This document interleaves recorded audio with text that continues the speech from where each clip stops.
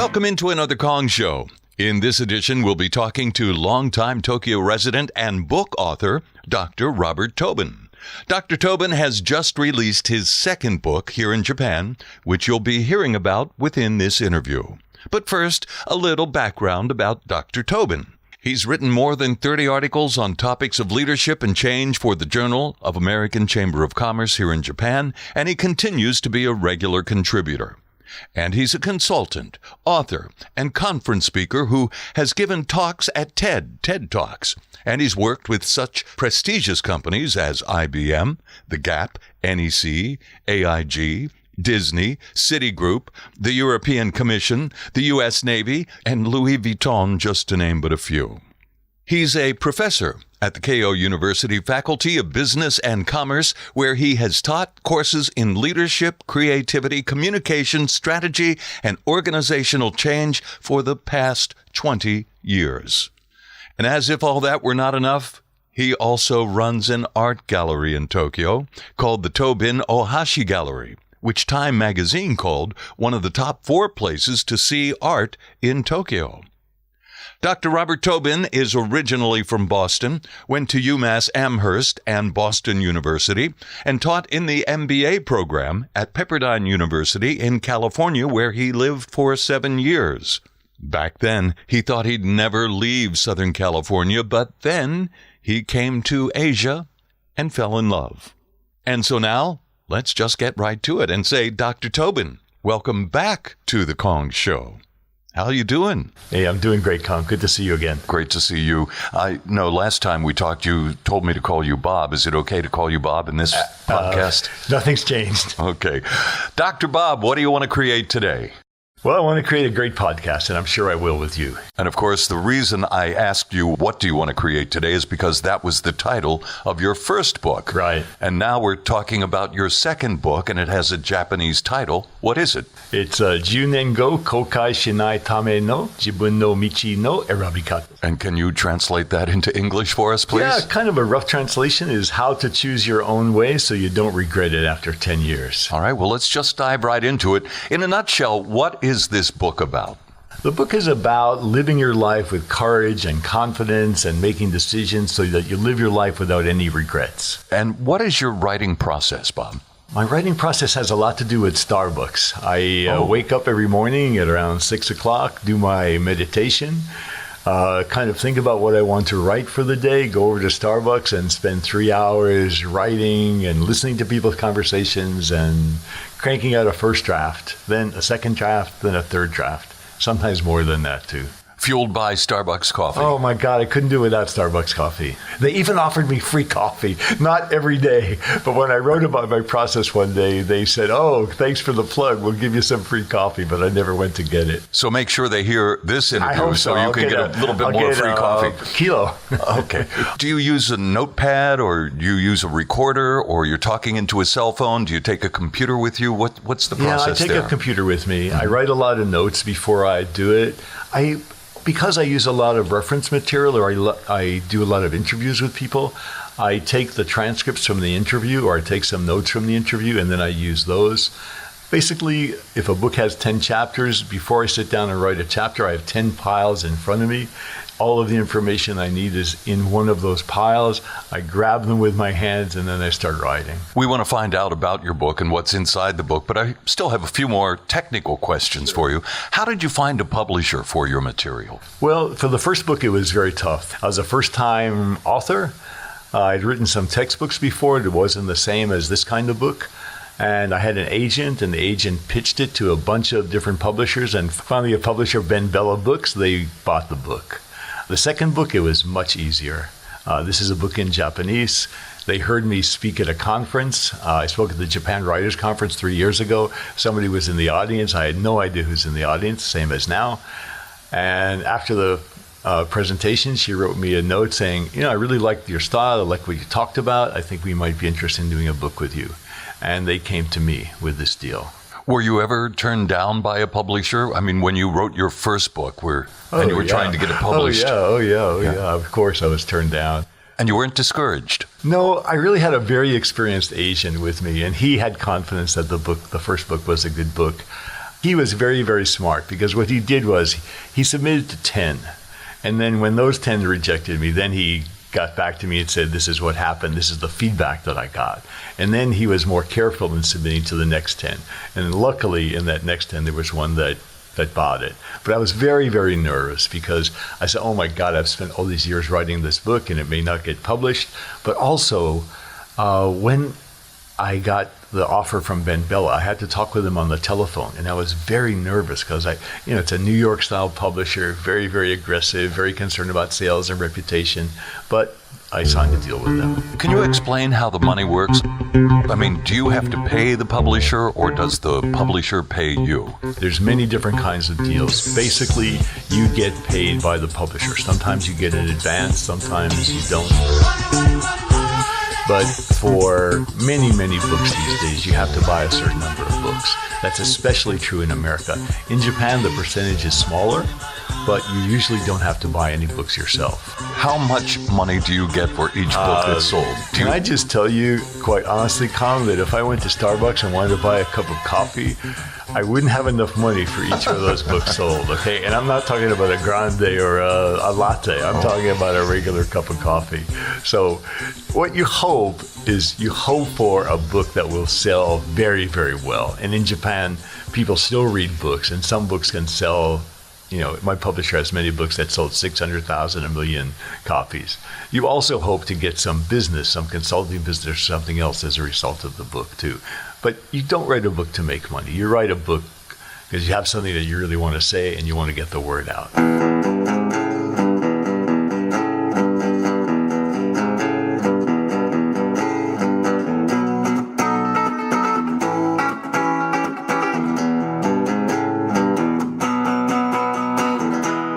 Any advice for potential authors who are listening to this right now? Oh, yeah. I get emails from people all the time. They want to know what to do. And what I say to them to do is write and keep a blog. Get your name out there. Just write as much as you can. Write every single day. But also develop an audience. Develop an audience of people who love the way you write. It's like a singer. You want to find fans. And if you can find 10 fans, you can find 100 fans. So any potential authors, I say spend your time getting the word out, what you want to say. And I also recommend don't approach any publishers. Get your word out so well that publishers come to you. Oh, interesting. And that's really what I would recommend. Every day I write the book. Now, this is your second book. Will there be a third and a fourth as well? Let's go one at a time. I think there'll be a third. I'm not sure what it's going to be, but I'm thinking about a book about getting older. I'm thinking about a book about stop your suffering, something to do about meditation. Are you in the process of writing those books now? Yeah, I'm writing a book about business. I'm doing a lot of thought now about business strategy. I don't know if there'll be a book there now, but I want to write something on business strategy that relates to self-empowerment and self-direction. Have you ever considered writing one of those self-help books, like Self-Help for Dummies books? That's a good idea, but I think those books are very complicated. They are complicated, aren't they? They're really complicated. But also, I really want to write more and more for the Japanese market. It was very hard to get traction in America and Canada with the first book.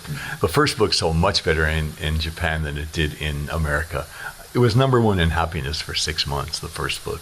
Congratulations on that. Yeah, thanks. Yeah, and I didn't write a book on happiness, but everyone said, oh, you wrote the book on happiness. But it was a big seller here, less so in America. So I'd like to continue working with the Japanese market. And it's fun for me because I meet people. And I went to the liquor store the other day to buy some wine. The guy said to me, what do you do? Why are you off today? I said, I'm a writer. He said, what kind of books do you write? I told him the book. He said, my roommate read that book. He loved it. So that's nice to hear. Great feedback, yeah, right? It's really good. I don't know if he was... Did he give you a free bottle of wine? I wish. I could have traded him for a book. Bottle of wine, fruit of the vine. When you gonna let me get sober? Leave me alone and let me go home. Let me go home and start over. Now, your book is available in bookstores here in Japan, right? Yeah, everywhere. All over Japan. All over Japan. Fukuoka, Hokkaido, everywhere. Have you been having book signings? Do you go out into the public and do that sort of thing? That just doesn't work anymore. I mean, unless you're super famous like Murakami, people just don't come. They buy the book, they read the book, but book signings, Hillary Clinton, before she ran for president, she would have 1,000 people show up. Bob Tobin doing a book signing, maybe Hitoshi Ohashi would show up, but I'm not sure who else would I'll be show there. up. Okay, thanks, Tom. I would be there, sure. Thanks. No book signings. No book signings. Is your book available on Kindle? Yeah, that's been incredible. It's been running number 4 or number 5 of all business books on Kindle. So it's nice when it sells on Kindle because, the publisher doesn't have to print the book. People can outline and underline in the book. Yeah, it came out on Kindle actually before the print book came out. Now, your book has been translated into Japanese. You don't write in Japanese, right? Zen, no. That's about the extent of my Japanese, I'm sorry to say. So tell us, how did you get it translated into Japanese? What was the process there? You wrote it in English or you dictated it in English and somebody translated it for you? How did that work? I absolutely wrote it in English. And the way I write, after writing each chapter, then you got to figure out how does this whole book fit together. So you let it sit for a while. Then you read the whole book over and say, this needs a little touch here, this needs a little touch there. Then I spent some time editing the whole book. The publisher's deadline was January. I think I got it to them, January 15th or something like that. And then they said to me, do you have any recommendations for translator? And I said, no, I really don't know any translators. They said, okay, we'll find a translator for you. The publisher did everything. They did everything, even came up with the title. I was out of that loop entirely. And I think some people make the mistake. They think they know more than the publisher. You do not know more than the publisher. The publisher knows what is going to work. My idea for the title was How to Start Your Beautiful Life, which everybody told me was a terrible title. And then the publisher came up with this. They translated everything and they made some changes. They asked me if I would approve the changes. I did. They printed the book in 1 week, which absolutely shocked me. I couldn't believe it. So I did not get involved in the translation. I only met the translator when we did the book launch party, which was December 1st last year. And who is the publisher? The publisher is great. If I can give a plug, it's called Discover 21. They do a lot of books in the business and self-help area, career development, a lot of books like that. They take some books from America and publish them here too. I had only the most respect for them. They did so much for this book. I think I told you, I went into one bookstore and I saw they had like a label on the counter. Other bookstores I go into and I see stacks of the books. So they've done a very good job promoting the book. They're very nice people to work with too. And when you walk into the bookstores, do any of the people recognize you as Dr. Bob Tobin, the author of this book? Well, I had a T-shirt made up with the title of the book and I've been walking around no, I'm only kidding. I am not recognized. Friends of mine had a couple of T-shirts made up, but I never wear that T-shirt, of course. And there's so many books. That's the challenge. Sure. The same as music. How does your book get above, the 100 or 200 books that are published almost every day? So no, I'm not getting recognized. Not yet. Not yet. Starting Your Beautiful Life is actually written on the cover of your book. Yeah, they used that. They did use that, yeah. Your title. All right. I want to talk with you more about the contents of your book. Let's go through a few chapters and talk about that. All right. Let's just dive right into the book. The first chapter is called How Do I Create a Great Life at Work? What's this all about? This chapter of the book is really about the kinds of questions that people ask me. People say, how can I get along better with my boss? I have really difficult colleagues. How can I get along with them? How can I get a raise? How can I get a promotion? These are the kinds of questions that people ask me sometimes when I'm doing coaching or when I meet them in a bar or somewhere else.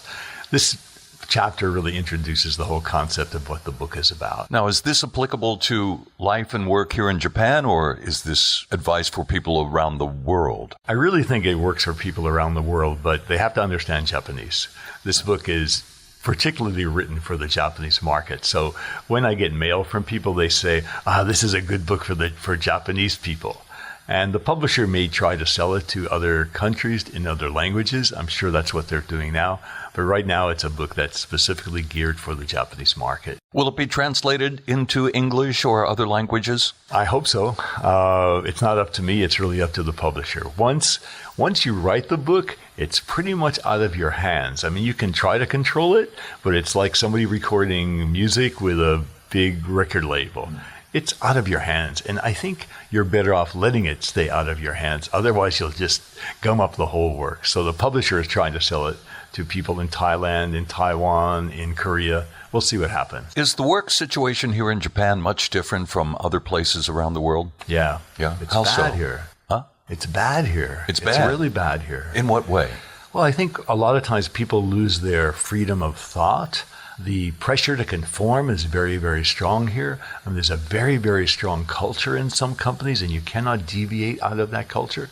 It's changing, but I think there are many people who are not so happy in the workplace and not so pleased with the kind of work that they're doing. Also, in a big company, and there are a lot of big companies here, the kind of work that you do, it's very hard to really see how that affects the whole. So people are doing a very small piece of the work. It's tough life here. Recently, there was a big story in the news about a young lady who was working at Dentsu, the largest advertising agency here in Japan, who died as a result of overworking. Karoshi, I believe it's called, right? Yeah. And I think she committed suicide. I think she jumped off a bridge or jumped out of a building. It was a very sad story, a University of Tokyo graduate. And then today, or recently in the paper, there was a story about a young man at Mitsubishi Electric who was working 100 hours of overtime a month and was asked by his boss to not indicate how many hours he was working. Are the bosses bullies here? There are many bullies here. There are many bullies here. And I'll tell you, having been here for 27 years, luckily when I was teaching at Keio University, there were no bullies. There were some wannabe bullies, but there are bullies here. And they are very mean. They are, I don't want to sound so naive, but there are some people who make life miserable for other people. And Japanese people, they want to please other people. So sometimes that bully can really manipulate them. How do you deal with a bully boss? You try to ignore that person as much as you can. You also try to make friends with other people who may support you. I think also you've got to confront the bully at some point too. You've got to say to the bully, this is your behavior, this is unacceptable to me. And the bullies sometimes laugh, just like some people do who are in the news recently. But you've really got to confront the bully. People say go to HR, but I'm sorry for any HR people who are listening. That doesn't help. Sometimes HR and the bully are in cahoots together. I know I don't want to sound so negative about it, but I think sometimes when you have a bully at work, you really have to start looking at options outside, and you've really got to take care of yourself so you don't end up doing so much overwork or killing yourself. It's a very unusual situation. There are bullies all over the world, but here, where people want to please so much, where people want to conform so much, those bullies can have inordinate power. Bob, in listening to you talk, I'm wondering if you've ever given a speech or a talk at TED. Yeah, I did. I did about 3 or 4 years ago. I did a TED Talk. It's on YouTube. I don't remember the title, but it's on there. I can't remember the title, honestly. But it's there. It has quite a few views. Yeah, and we can there. Just look it up. Look for Dr. Robert Tobin. Dr. Bob Tobin. Dr. Bob Tobin. TEDx Tokyo. Yeah, it was maybe 3 years ago, 4 years ago. Let's move on to Chapter 2. The worst decision to make is no decision. Yeah, absolutely. People get into this non-decision paralysis where they don't know what to do. Should I do A? Should I do B? They even do dumb things like asking people on the internet, should I take this job or not take this job? Is this salary good enough for me? Should I break up with my boyfriend or girlfriend or whatever? Don't ask people on Facebook what you should do. You really got to figure out yourself what it is that you have to do. But don't drive yourself crazy for months. Give yourself a deadline. Say, I'm going to make this decision in 2 weeks, and then make that decision. How do you go about making the decision? Do you need to write down bullet points or Because I have a method that I use to do this, and I talk to myself into a recorder, and then I listen back to the recorder. That's great. To what I've said or the things that I'm saying. That's great. Well, I'm like my own psychiatrist. Yeah, that's good. I do that too, but not with the recorder. I make 2 lists. Here are the pluses, here are the minuses. Right. Sometimes I talk it over with my partner and get his reaction.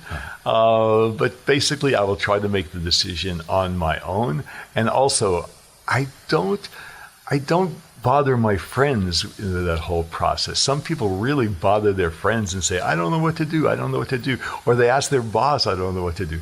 You look very, very weak in that situation. It might bother you in some way. So for me, it's list making, but I think your idea is a great one. Well, I also use Excel. Oh, okay, good. And I put all the various items in Excel, and I give them some kind of a number, right? Oh, you're a genius. And I make a little, like a what do you call that, a spider graph? Yeah, but there's also something called the force field analysis. Have you ever heard of that? No. That's What's something that? that a lot of consultants do. How does that work? Force field analysis, you have all the things that are pushing you one way, and then you put all the things that are pushing the other way to make the decision, and then you give them a weight, and then you figure out which way is the most weight pushing you, and then you can make the decision on that. I haven't used it for a long time, but when I was younger, I used it quite a bit. Is any of that in your book? No, that's not in my book. That's something I used to do. But I try to make a decision very quickly because I don't want it bothering me. I don't want to lose sleep about it. Let's move on to chapter 3. Get and keep self-confidence, even if you have to fake it. Yeah, you've heard the expression, fake it till you make it. Yeah. I think some people are faking like they don't have confidence, especially when I talk with people here. They say, I don't know what to do, or I'm hazakashi, I'm a little bit shy about something. People can smell whether you have confidence or not. When I was younger, 24, 25 years old, working for a consulting firm, I was the only person in that consulting firm of 200 people that didn't go to Harvard. Everyone else had gone to Harvard. Some were Harvard professors. I went to UMass Amherst and Boston University. They're good schools, but they're not Harvard. And I felt really, really I didn't have confidence when I'd go to work all the time. And then, slowly I would feel beaten down. And then one of my friends said, look, they got the job because they went to Harvard. You got that job because you can do something. So there's no reason for you not to feel confident about it. So then that kind of brought me up a little bit and started to feel more confident about the work that I could do and the contribution I could make. But many people have trouble with self-confidence. And I'll tell you, it's something that you fight for all your life. I mean, every time you go into a new situation, you may find that you lack confidence in that situation. So fake it. Fake it. And I'll tell you something. Fake it till you make it, but also fake it till you feel it. Mm-hmm. Because what happens is after you say, I'm confident, being your own psychiatrist, like you said, after a while, you say, wow, why shouldn't I feel confident? I'm smart, I'm blah, blah, all these things. Somebody may say they're beautiful. Eventually, you do feel it. But also, we hear so many compliments from people. When somebody compliments you, say thank you. Mm. Don't say, oh, I'm getting fat. Or don't say, oh, you're just saying that.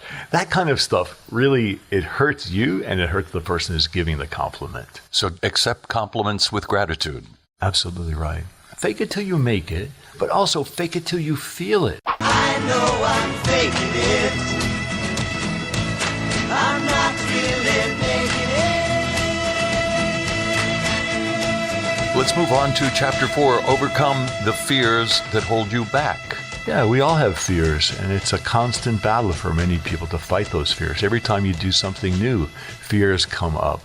So again, I like to sometimes write things down, write down your fear, what you're afraid of, flush it down the toilet and see what happens, or put it in the gomibako and see what happens. I've never heard that before, but I like that. Yeah, it works. I like that. It really works, especially for a short period of time.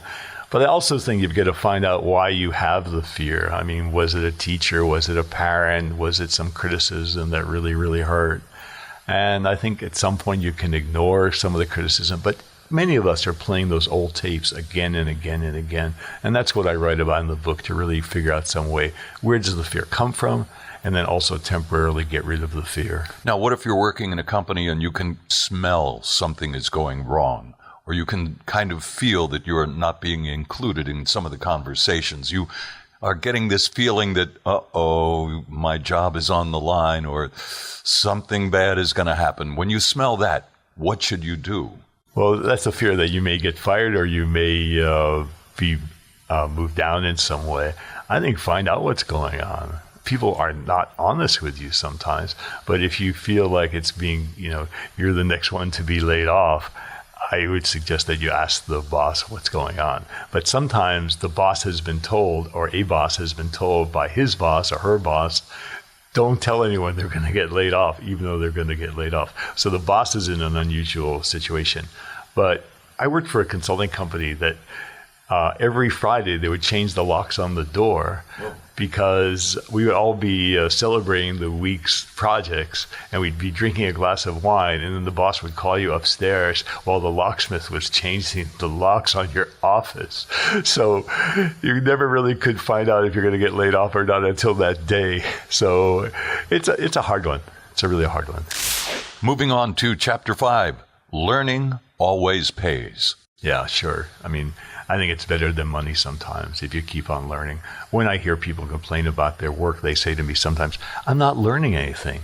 I spoke with a guy last week. He's working for one of the major high-tech companies, a job that everybody wants. He says, I'm working on something that's getting to be boring for me. I've been doing this for 3 years.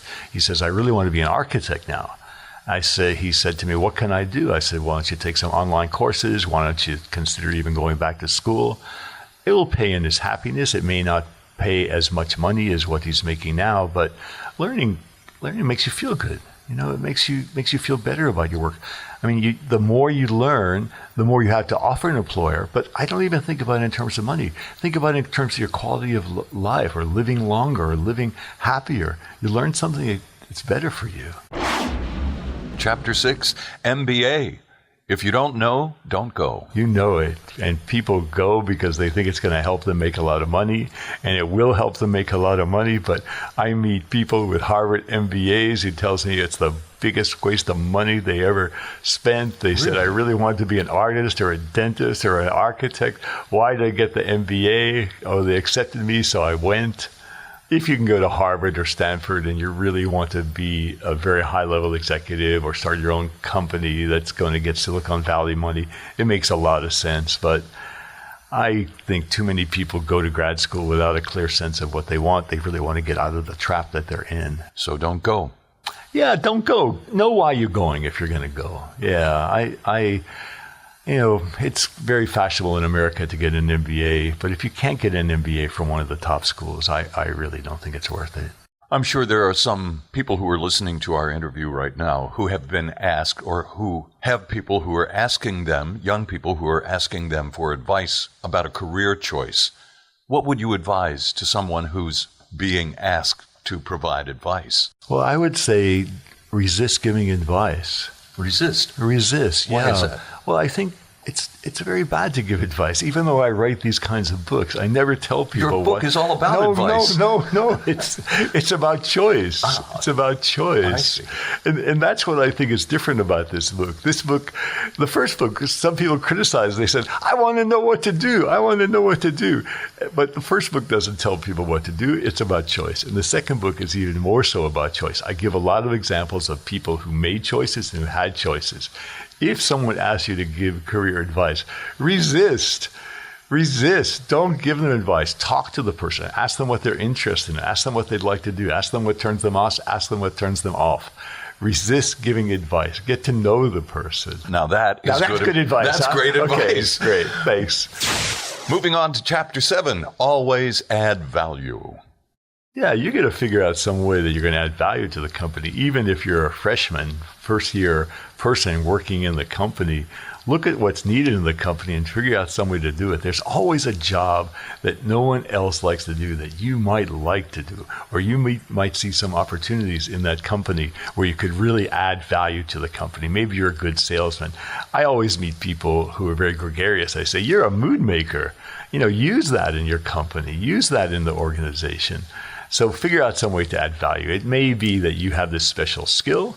It may be that you have this special personality, but figure out some way to use it and add some value. Make money for the company. I mean, they want to make money. They want to see you bring money into the company. But of course, here in Japan, some of the companies are very traditional in the way that they do things. And when you make a suggestion to do things in a more simple, more efficient way, they will resist because they just want to do things the way they've always been doing those things. Very traditional. What do you suggest in that You're case? absolutely right. You've got to be a little bit like the CIA. You've got to be undercover. You've got to work on these projects on your own. You've got to not tell people about it. You've got to take a little bit of a risk. But if you're a young person with a lot of yarigai, a lot of energy, and everyone's telling you you can't, please, I'm going to get in a lot of trouble for saying this, but please resist that. You get some idea, go ahead and do it. Go ahead and do it. And don't even say you did it. Just do it. And people will. Somebody said to me, okay, I'm going to go to work on Monday. I'm going to break a lot of rules and see if anyone notices. I said, really? You're going to do that? He said, yeah, I'm going to call every Monday break a rule day. Of course, he didn't get noticed. Of course, no one paid attention because no one really wanted to call attention to what he's doing. I don't want people listening to this podcast to get fired, okay? That's not my intent of saying that. But what I'm really interested in is what goes on in the company and what goes on in the individual. And if somebody has some ideas for changing things, I say do it and then apologize later if people notice. Chapter 8, Learn to be Happy. Oh, happy. When I wrote the first book, it became #1 in happiness in Japan.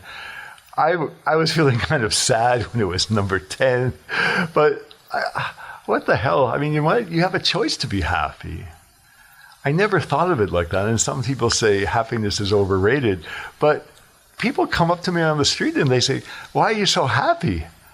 I don't even know these people. They just come up to me and say, you always look happy. I go, I'm not always happy, but yeah, I'm glad you say that to me. It's better than looking depressed, for God's sakes. Absolutely. Now, how do you get yourself into a mind frame of being happy? Okay, when I leave the house, my partner always says to me, be happy today, or have a great day, or I don't know, what does he say to me? Have fun. He says to me, have fun today.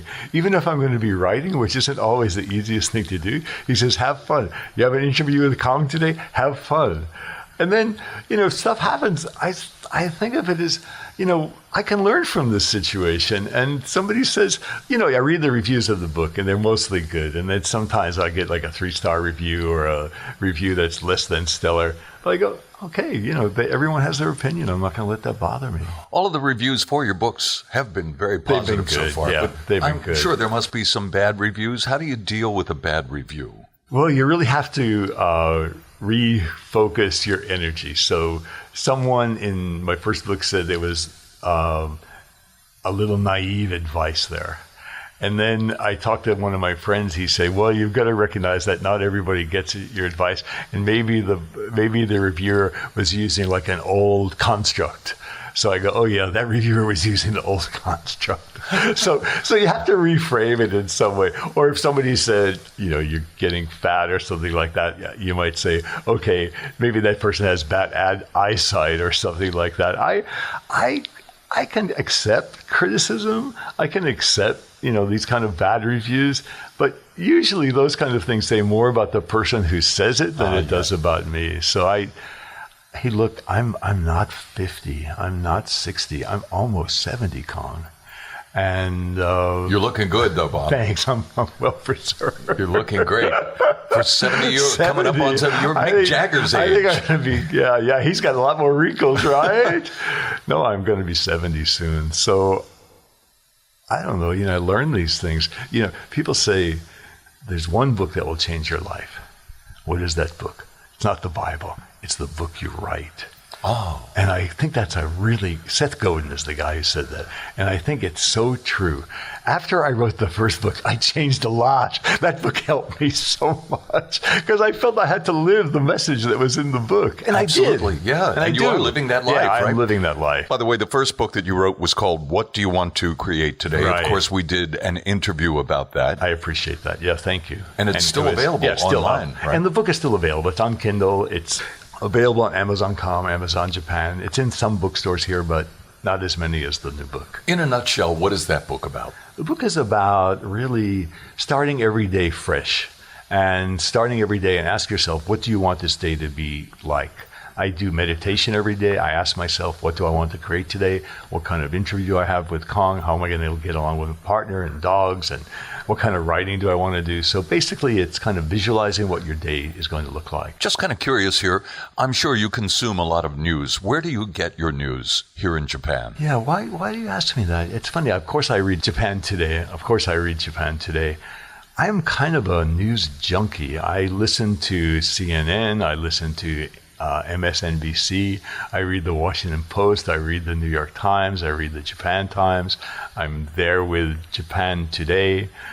Yeah, I read a lot. Why do you ask me that? I'm curious. I'm just kind of curious to know how you consume news. Do you ever listen to Fox News? Or they call it news, but it's basically just opinion, right? Honestly, I can't. I sometimes turn the channel to Fox, but I have to shut it off. Why is that? I get about 1 minute. It's the number one news network in the USA. Yeah, I said news network. I should say opinion. Yeah. They always say Fox News, fair and balanced. Oh, yeah. Those poor bastards are fooling themselves, aren't they? But you're right. It's the number one news network. It's awful. It's awful. I'm sorry. No, it's okay. I mean, you're entitled to an opinion. Yeah. No, I don't listen to Breitbart. I don't listen to Fox. I'm pretty much on the liberal side of things. So I listen to Rachel Maddow. I listen to MSNBC. MSNBC. Con, you're really trying to bring me down now, No, aren't you? I'm not. I'm just a little bit curious to know. I mean, you're a writer, you're an author, you give speeches in front of people, you give TED Talks, and I'm just curious to know how you consume news or where you get your information. Yeah, that's pretty much it. But also, I really pay attention to what's going on. Hitoshi helps me with the Japanese news, and he's kind of a news junkie too. But I read the newspaper every morning. I read the Washington Post every night. I love the New York Times. I get a lot of stuff in my box. And then, we have an art gallery too. So I'm reading the art news, and then I try to connect the art world to the political world and to the, the business development news too. Now, the reason I asked you those questions about the news is because it leads into your next chapter, chapter 9. It says, make your world bigger. Okay, good. Now I understand. Yeah, it's pretty comfortable living here in Tokyo, and the building that I live in, we have restaurants, we have health club. There are some days where I'd really like to not go out of this building, and there are some days where I don't, but the days when I go to a movie in Ebisu or go to Shibuya or go to Osaka or Kyoto, I always learn something, I always see something new. One thing I notice is many people working for Japanese companies, once they start working for that company, their friends outside the company kind of disappear because they spend so much time working with the company. And I've done a lot of work with Japanese companies and really, really nice people, but they only know the people inside that company. So this is chapter basically for them to say, please, go to see some music, go to art galleries, go to museums, go with your wife or your girlfriend or your boyfriend somewhere else. It's not just a 4-day trip to Hawaii. You've really got to step into the auto showroom or listen to a different kind of radio program or television program. You got to make your world bigger. Sometimes when I've gone on trips with Japanese business people, like to Mexico or to Thailand, they're always looking for the best sushi restaurant in that town. I say, let's try some Thai food. Oh no, karai. So you really got to make your world a bigger place. Bigger. That's where the magic happens. Mm-hmm. That's so true. Here in Japan, I guess you have hamburgers occasionally. Do you have any favorite hamburger shop? This is way outside of your book area, but do you? I have a. You mentioned sushi before, so. In this building, there's Third Burger, which I really like, but honestly, I get the veggie burger downstairs. I'm not a hamburger guy, but there is that hamburger place. I think it, Shake Shack. Shake Shack. It's great, right? Absolutely fantastic. I haven't had it yet, but where was I recently? I had one last night. Oh, you did? Okay. Yeah, I had the new Smoke Shack last night. And it's got hot chili peppers on really? it. It's really good. Okay. And they have 3 locations now. I didn't know. One in Ebisu, one in Yurakucho, the Kōkai Forum. where the beautiful FCC place. is. Yeah. And the thing I love about that place is the fact that they have electric, so you can recharge your iPhone, and they have free Wi-Fi and good. the best burgers. And the lemonade is outrageous. come on. The It sounds great. I'm telling you, the lemonade is absolutely fantastic. Get a Shake Shack lemonade, and you'll never be the same. I was in Dubai recently, just traveling through the airport, and they had a Shake Shack there. I was tempted, but I said, in Dubai, I might as well have Arab food instead. So that's what I had. But the Shake Shack looked yummy. Shake Shack is good. And they have another one in Aoyama Park. Okay, good. No, I'm more on the, I like Hawaiian food too, and Mexican food too. I'm a Junkadelic fan. I think you are too. Yes, absolutely. But if you like Hawaiian food, there's a new place in Azabu Juban called Laulea. Oh, really? And it's a mom and pop restaurant, but their food is absolutely no kidding. fantastic. Okay, I'll try it. Yeah. Okay.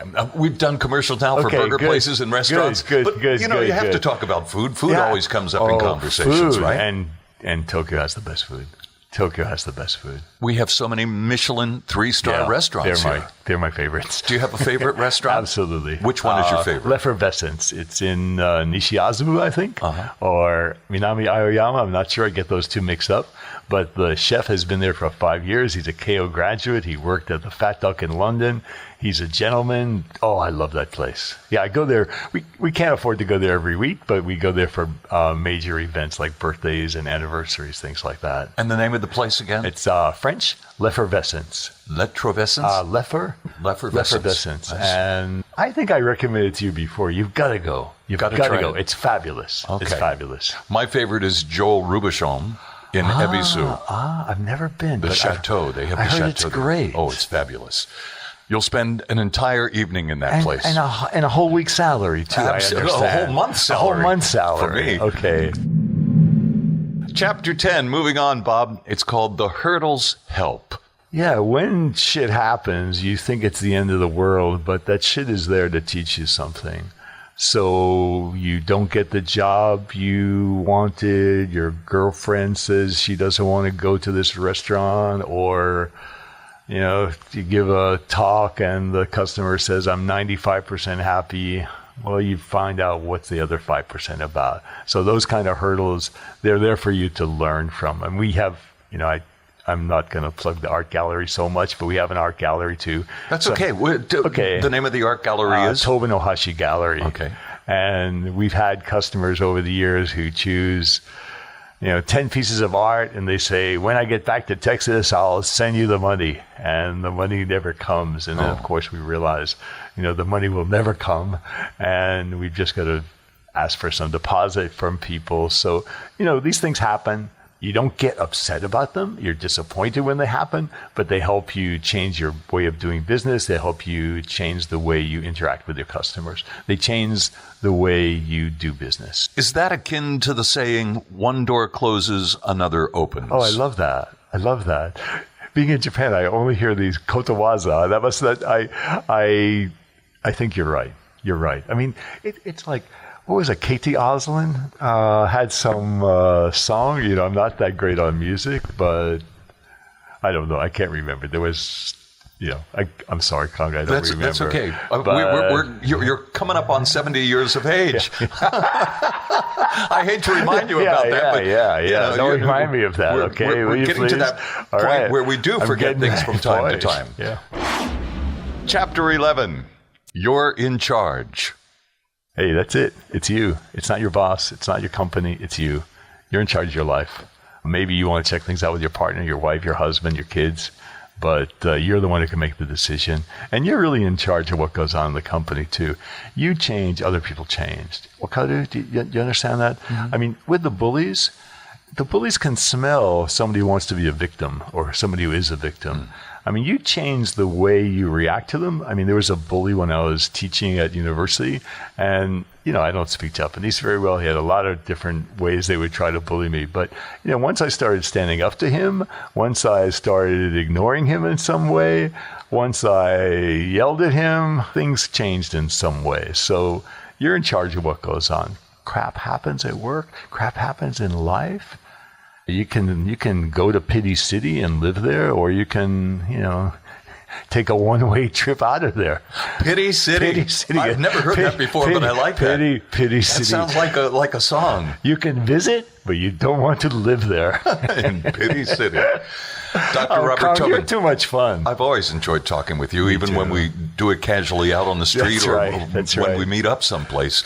You always have a smile on your face. You always have something going on. And of course, you have this art gallery. I want to hear a little bit more about that before we sign off here. Sure, But tell us about your art gallery. If there's an artist listening to us right now, would you be willing to take their art and show it in your gallery, or how do you go about choosing art? I know those are many questions right there, but maybe you can We address started some this of gallery those. 12 years ago, and I started with my partner, Hitoshi Ohashi, and we started it in Jibun. We've also been in Nakameguro. Now we're in Roppongi. We have a business model that's finally working for us, so we're not looking for any new artists. We represent only 12 artists. 6 are Japanese, and the others are from Indonesia and China, and maybe from, I think, Thailand as well. Basically, we work with young artists. We help them develop their career. We promote them all over the world. We promote them in Japan. We have shows for them. We are looking primarily for artists who do figurative work, like faces, like bodies, and also we have abstract art. In Japan, art is very shizuka, very quiet, very meditative, so it's a good fit with kind of my personality and Hitoshi's personality. In Japan, there's no political art, unfortunately, so... No political art? Are you talking about like political cartoons? There's cartoons, but there's no art that says the hell with Abe. Yeah. There's no art that talks about poverty. There's no art that's showing homeless people. There's no art that's showing the gap between the rich and the poor, which is what you might find in Thailand or even in Singapore or Malaysia. That kind of art has a lot of passion and energy. Mm-hmm. You don't see that art in Japan. And you also, other than a few photographers, you don't see sexual objects in art. You see it in manga, you see it in magazines, but you don't see it in art. So that's something that's missing here. I don't know if I answered your question or not. Sorry. Is there room for that kind of art here? That's a very good question. I don't know because people are very cautious when buying art. The most common question that we get asked here are your artists famous? And we say they might be famous. Was Yoshitomo Nara famous 20 years ago? Why does an artist have to be famous? Is it an artist whose work touches you or not? Is it a work that resonates with you or not? But many people are very brand conscious here. So when it comes to choosing art, they're looking for the brand. They're looking for the imprimatur. People say status. Status. And status. People you don't go to people's houses so much. So they put the money into a Louis Vuitton bag or a Mercedes rather than buying art. But we have a lot of fun in this business. It's a very interesting business. Do you have a website or Facebook site that people can visit? We do. How can we find your Facebook site? It's www.tobinohashi.com. And then also I have a website for my other work too, drbobtobin.com. And we're on Facebook, we're on Twitter, everywhere. And people can contact you in those places and ask you for advice? You know, I told you I might not give advice. I get a lot of questions from artists about how to be successful in Japan. I was Tokyo Art Guy for a while. I used to write a blog called Tokyo Art Guy. Maybe we can talk about this another time, We'll too. do that, yeah. But people wrote me from all over the world because they wanted to have a show in Japan. It's very, just like we talked about the publishing business, the art business is very tough, too. All right, Bob, we're running out of time for this edition of The Kong Show. Do you have any message for people who are listening both here in Japan and around the world? If you ever have a chance to meet Kamasami Kong, you're going to be a very, very lucky man. But I want to tell you one more thing. Sure.